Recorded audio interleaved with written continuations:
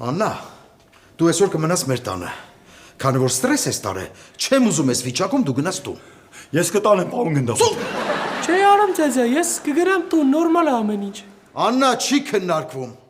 Դե պապ, ասենք թող գնա իրանց տուն, էլի, որ մնաց որտեղ է քնելու։ Ոնց որ դե։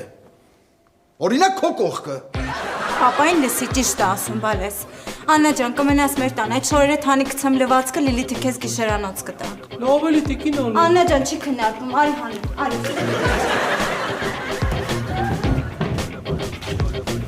Կարեն,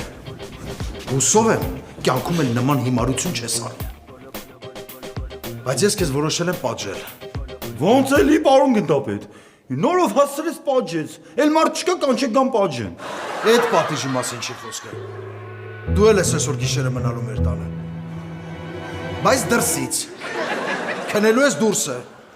Ու հետևելու ես, որ հանկարծ Աննան գիշերը դուրս չգա տնից գնա ոստիկանություն ու քո վրա բողոք գրի։ Հասկացար։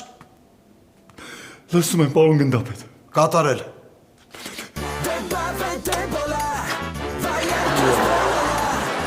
Դուրս։ Բոլոնայա լինելու ու ահավոր կինո։